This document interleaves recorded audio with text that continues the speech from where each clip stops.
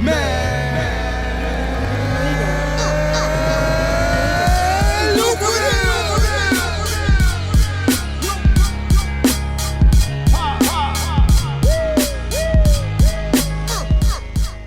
up, everybody? It's me, Michael NEDO 7 Crawford, and I'm here to invite you to get my book, Playbook to Production Volume 1.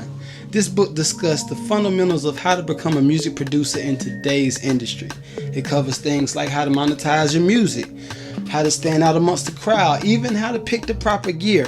If you want to be serious about becoming a music producer today, cop that book. Peace. NEDO.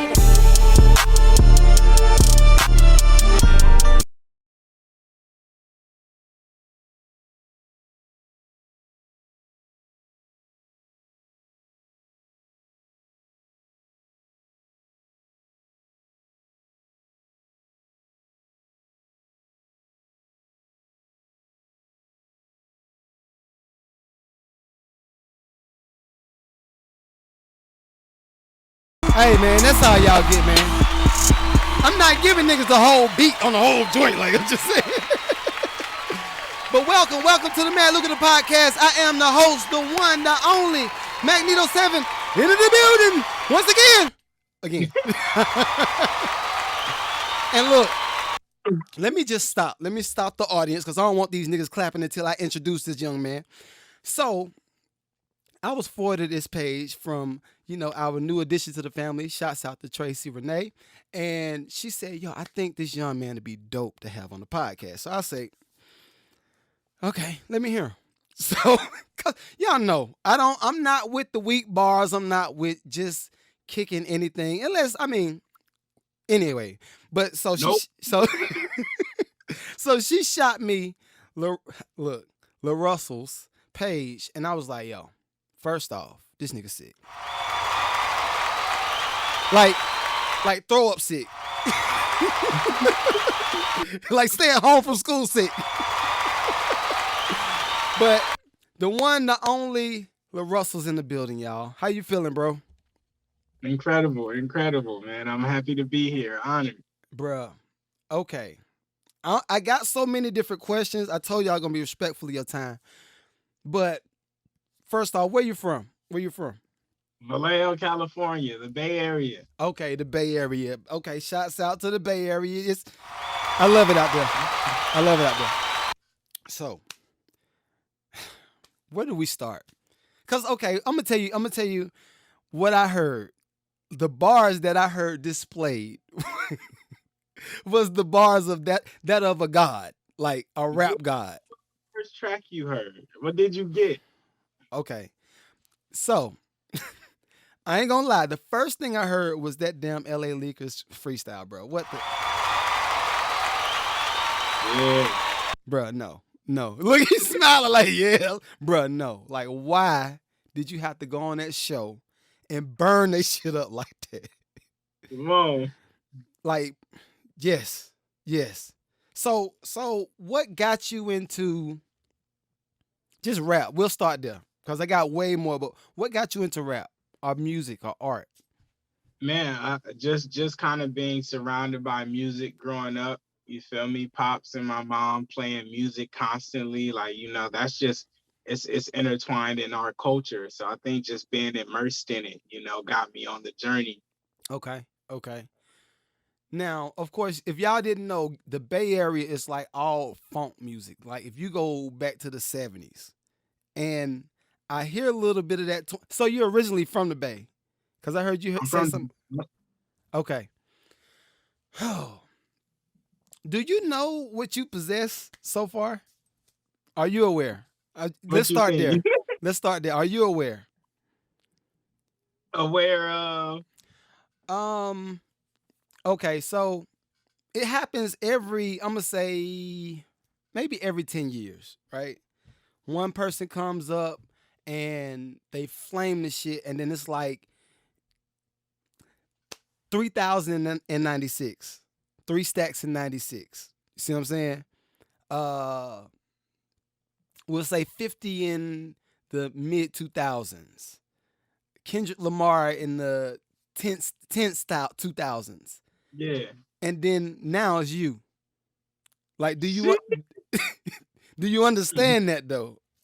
Yeah, I'm hyper aware. Okay. Okay. Long as you know.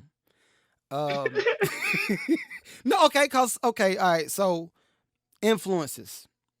Let's start there. Where you pull your influences from? Man, life. Life is my greatest artistic influence. You know, I'm getting to a point, especially now, where I don't really listen to too much outside music, and if I do, it's kind of like off the Richter, just random random things. So now, I mean, life is the influence. I mean, early on, it was of course Drake and Pac and Hove and all the rappers, but now like I start my days off listening to Steve Jobs and Tim Cook, and That's what I'm talking about. it could go any kind of way. Okay, okay, okay. I love that. I love that.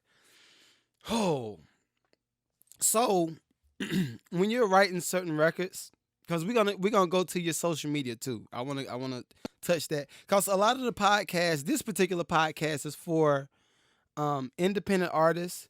I teach them how to create secondary income to fund their dreams. The reason I did that is because I had a lot of publishing deals. I know what the bad record deals look like. So I'm trying to help curve that. And I'm like, yo, you could do this way, this way, this way. So we're gonna touch your movement. But what what drives you right now? Cause I can only imagine when you come off of a freestyle like the LA Leaguers freestyle. I know the DMs was stupid. I already know that. So what's pushing you at this point? Mm, man, life. I think I have like this innate desire in me to just be exceptional, and I'm always trying to find. I just can't stop. There's something in me that's just constantly trying to one up itself. Constantly trying to improve and be better. And I don't know what that factor really is. I don't know. It's just like it's emanating in me. Beautiful, beautiful. Um, so family. Let's break down the family aspect. Are there influences today in your family that drives your creativity? And I mean, not necessarily musically either. Just like it could be situational, like whatever. Man, I think everyone, down beyond like the homies and my pops and my daughter, everyone around me, kind of play a part in that.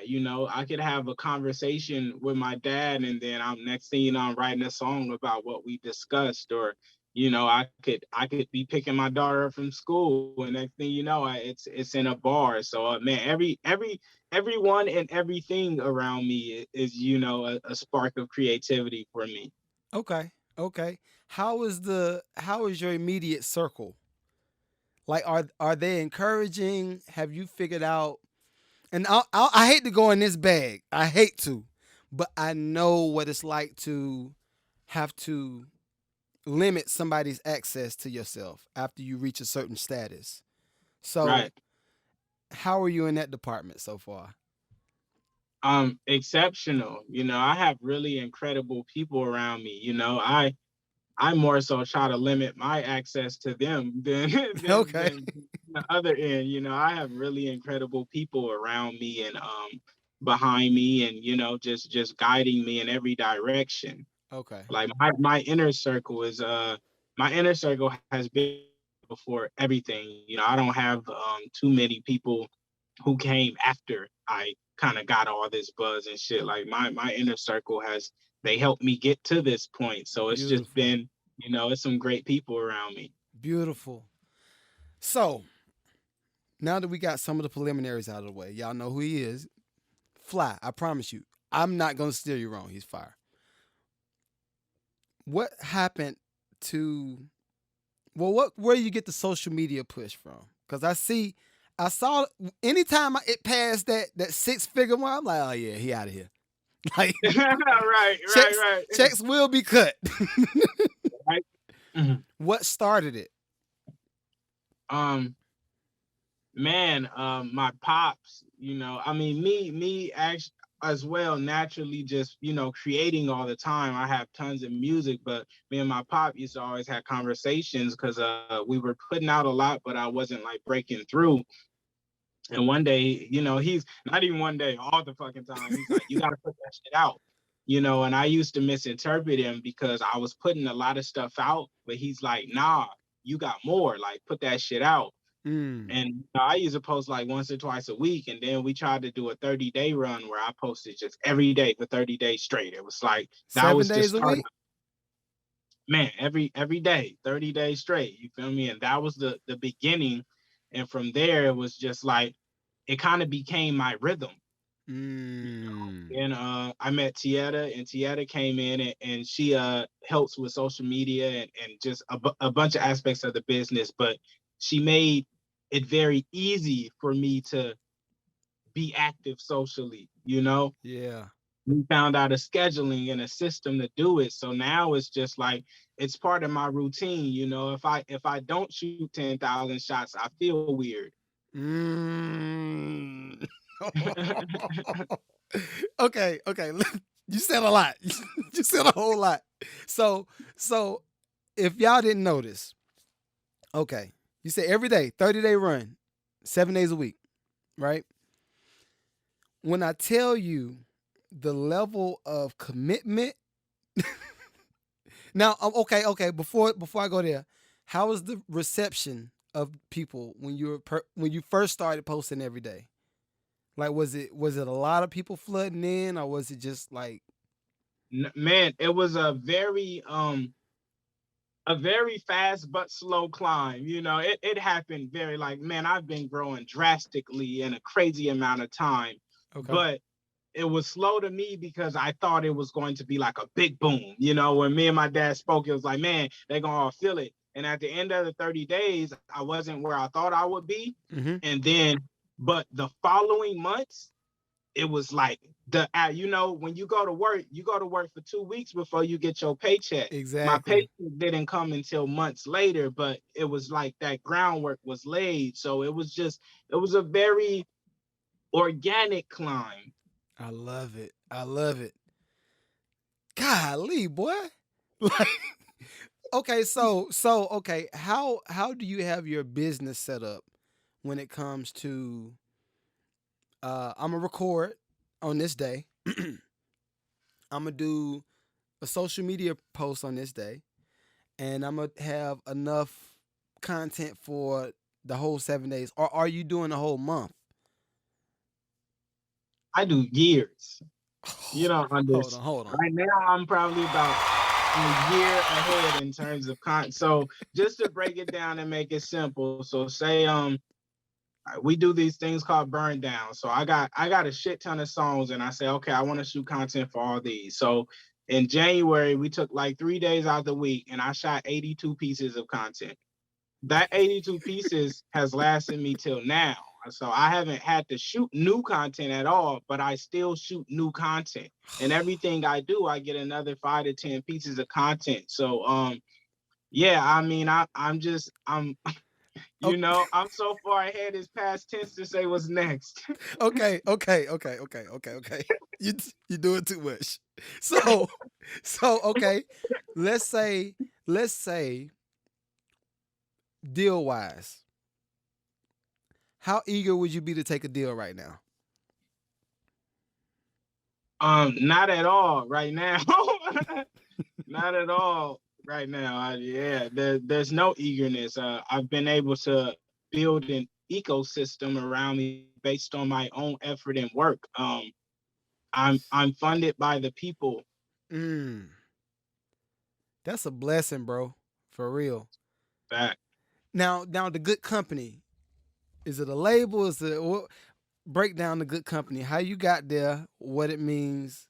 What it consists Man, of? this company is just a collective of real niggas who just want to have fun and create dope stuff. It was really me and the homies just trying to fill a void. I needed content and things to promote myself and to promote the homies. And then eventually we opened the doors to just helping out artists around the Bay and just through LA that we really liked and enjoyed. And we do a bunch of shit. We just do wherever our hearts kind of lead us, you know, wherever it takes us and we feel, we go do it. It's there's not anything I could call it that could sum up what it is, you know. It would be doing it a injustice. Yes, sir. So let's get to some of these bars, bro. All right. I'm gonna play. I told you my favorite joint right now is For What It's Worth. All right. And I heard a few of the flips, and I was like, hold up. Like, is that J-Rock? Is that Drake? Like, anytime an artist could do that, and this is a note for y'all artists, anytime an artist can take somebody else's record, interpret it in their own way, and you forget who did it originally. Yes, sir. Yes, sir. So we're going to play For What It's Worth. I got a few bars on it I want to break down with you. So, For What It's Worth, Larussell. Yeah. Oh, yeah. Oh, yeah. Hey. Wonder how you deal with the damage from all the emotions you couldn't manage, from all of the trauma you couldn't heal from, mental blocks you couldn't build from, all of the walls you couldn't knock down, ashamed of the thoughts you would jot down. I take offense and send shots now. I get defensive and I lock down. Some nights I cry myself to sleep. That's the only way I could sleep. Wake up then plan a new release. Winning but the game got me beat. The land suffer when you mislead the sheep. Knew you couldn't throw but you let me run deep. Silly me. I hope you heal from all the emotions that you buried, all of the babies you miscarried, all of the pain you couldn't face. Pictures you painted can't be erased. Broken hearts can't be replaced. Look at what you made out mistakes. Grateful don't mean you doing great. Lost yourself but you never lost faith. Yeah, let the song play. Asking you to move like I ain't in my own way. Asking you to move like you the reason that I'm stuck. Held a nigga down, you the reason that I'm up. Look at all this water in my cup. It still ain't enough. I'm thirsty. Price don't determine if you worthy. I would act a cow till you heard me.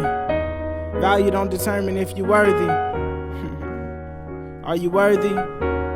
I think you worthy. If I could give anything to you, I'll put a string on the moon. I'll put a rope on the sun. Here's a little gift from your son. If I could give anything to you, I'll put a house on a hill. I'd fill your bank up with bills. Gon' take a break, you could chill. If I can give anything to you, hey, I'd give anything for you. Yeah, if I could give anything to you, I'd give everything to you. Yeah, I hope you heal from all the emotion that you bury, all of the babies you miscarried, all of the pain you couldn't face. Pictures you painted can't be erased. Broken hearts can't be replaced. Look at what you made out mistakes. Grateful don't mean you doing great. Bruh. Yo, I got niggas in the studio like, yo, Buddy Hard. I was like, I know it's Okay. So my first bar, and you said 27. You're 27 now, right? How old is your kid? 9. Wow. Okay. So you done felt it. You done felt Yeah. it. I got 2 little girls. I got 2 of them. So you done felt it by now. Grateful don't mean you're being great. You're doing great. Where'd that come from? Was it a certain moment of time that happened that made you just think of that boy? That's like my everyday kind of remembering. I was just having a conversation earlier with the homies how, like, you know, the universe kind of pushes us to be like, man, you just got to be grateful and everything will be right. And like, you know, be happy that you can walk and be grateful that you can see. And it's like, yeah, but that's just not how we always feel. You know, that's not the human. And it's like, when I'm not doing well, I don't want to hear how you just got to be grateful. It's like, well, yeah, I could be grateful, but that doesn't mean I'm doing great right now. I'm still experiencing what I'm experiencing. So Right. that was one of those lines that's just like, I feel like people need to hear, like, like that's not an end all be all. Right. Like they try to teach us and put in books and shit.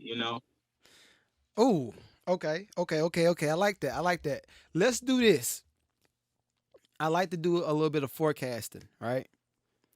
So we're gonna forecast 2 time periods, right? The first time period is the next 3 years. What is the brand look like, right? What do you feel like you'll be mentally?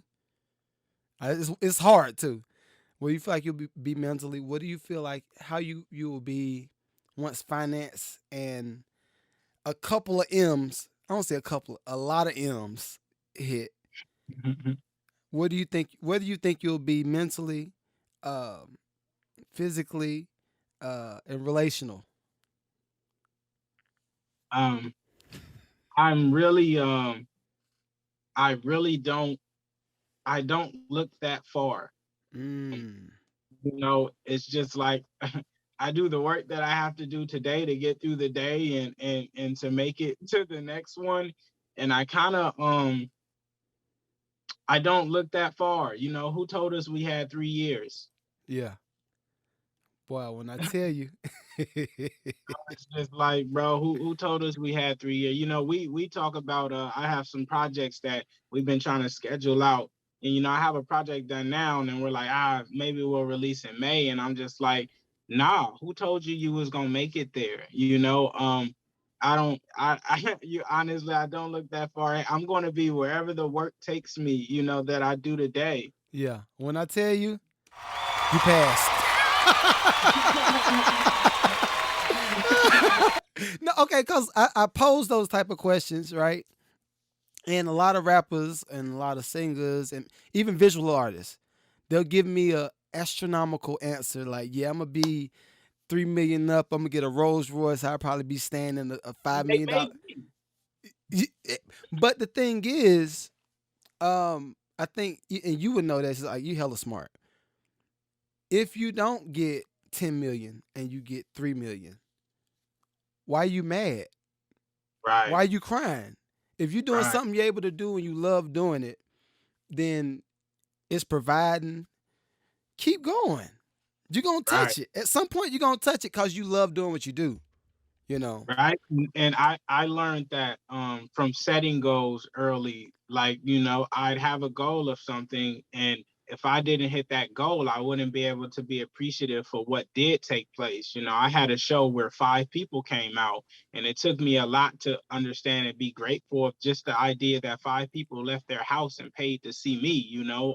Yes, sir. Yeah. And after that, it kind of start taking that precedent in my life where it's like, bro, I don't know. Wherever this shit takes me. Okay. What pushed the idea to do an all piano album?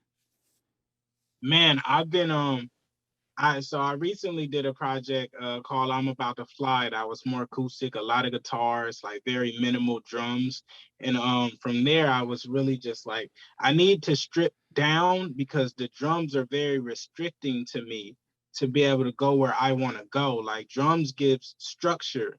You Mm-hmm. have to be in between these pockets and go here. I can't have those anymore. Like I have to be as free as possible with these songs. So if I want to go from look at what you did with the damage to I put a string on the moon, I put a rope. I can't do that when the drums are there. Like it doesn't give me the room to breathe in the manner that I need to really say what I want to say. So I've been like my next few projects, like I have some that are still beats, but for the most part, I'm making a lot of just instrumental based shit because I want to talk. I don't want to go back and forth with the beat. I want to really talk and just build a space. That's a very specific market. From a business perspective, you will do really good. Um, and just free game. I don't know if you've already done any licensing on TV or anything like that yet, but when it comes to working with the what you call them, not the composers, but the licensing people. Right. If you have those type of records where you like when we're picking out songs for a movie, a lot of the times it's just set on a mood, and it's a very small group of people or rappers that you could pick from that say that's not poetic. It's like, like the inflection where it's like, yo, okay, you're a poet, but that's not really what we're looking for right now. Right. So I think if you are in this space, like nigga, you gonna it's gonna be stupid. Up. Hear me when I tell you, up for real. Now, it's something that ain't got nothing to do with this album. And I told you, you want a fan. When I got your joint, you want a fan. And I consider myself a good fan to have too. So not to toot my own horn. But Smoke and Mirrors. Yeah. Where'd that come from? Come on, man. What? Smoking Who pissed you off? and man, that's actually me not even being pissed off. That's me like feeling just being transparent and clear. Like man, I just I get in these pockets sometimes where I see the game for what it is, and I'm so conflicted and confused because I'm like, man, these people they're good and they can ball, but they're not Jordan. And I don't want to be compared or put into any category. Like, don't sit no one next to me if they're not Jordan. You feel me? And Smoke and Mirrors is just one of those moments of like, bro, never put me in the discussion. You feel me? Yeah! Talk your shit! Bruh. Okay. Now, okay. On the independent level, right? On the independent level, who do you feel like has killed it so far? Because, and I'm not talking about skill wise either. I'm just talking about like campaign, educating other people on how to do certain things. Do you think it's anybody that's in that space? I got one person, but that's a very loaded question because a lot of niggas aren't independent in the way that that my success independently can't be compared to the success of other independents because there's a difference. Yeah. Break down different. No, you're not gonna skate past that. You're not gonna skate past that. Break down different. Cause I think people hear me talk on the pod and I just sound like the old grumpy uncle sometimes. But I'm like, y'all young niggas gotta own some shit. Like, get a house, get the loan on a house, pull some equity, and fund your campaign. That's doing it independently. Like, for real, not go ahead. Right. Break that down. And that's exactly what it is. Like, man, when you just there's independent labels. So an artist can sign to an independent label and claim independence and have a system and a machine and teams working for them, which is completely fine. But it kind of blurs the lines of what independence is when you're doing it the way that I've done it. Like, every piece of content you see from me, every song you hear from me, every album, every book release, every piece of merch, that's created by my team, my niggas. It's funded by us. If you see me on a playlist, like, that was organic or somebody I actually got on the phone with myself. Like, any placement, XXL shit like that, that's me on the phone. You feel me? Any show, I don't have anyone booked. It's me on the phone. So it's a bit different, that. So in terms of that, I don't know. I haven't witnessed too many artists do it that way. Yeah. Currency would probably be my greatest example. That's one. We have some great major indie players though. I'm about to say, I produce Currency. I produce a record on him, and it's not. It's independent, but it's It's a little bit of backing. Yeah, and everyone has a little bit of backing, but I mean, like I say, it's different when it's you doing the work Mm-hmm. and then the label doing your work and Right. pushing your. If you see an ad for LaRussell's running it. If you see, you feel me? Like it's different. So there's a lot of major indie players that have done very well at setting the blueprint. But if you talk like full indie, I mean, it'd have to be like E40. Mm-hmm. Chance the Rapper. I think Chance is another great example. Yeah, the lines are so few because like Nipsey was an incredible pioneer in independence, but Nipsey was signed the whole time. You feel me? So it's a blurred line. Right, right. Well, I like the fact that I think I heard you say something on the Breakfast Club was about like, yo, I'm really doing this. Like I'm getting this out the mud for real. I am, not them. You know, and I think I can appreciate that, bro. I can appreciate that. To me, I see Baby J is Good Company is Rockefeller in 95, 96. That's what I see. And I mean, I know the streaming era can kind of fuck up the illusion of winning, because you got some people just, you know, I've said it on a lot of classes, you can buy streams. You can buy, everything is for sale at this point. Everything is for sale. Everything. But anytime, like I even got on your live the other day, you were practicing. Because I told you I'm a musician first. I'm a musician first. All this, the money shit, produce all this, cool. It's cool, but I'm a musician first. So I was like, let me see what he's doing. Let me, you know.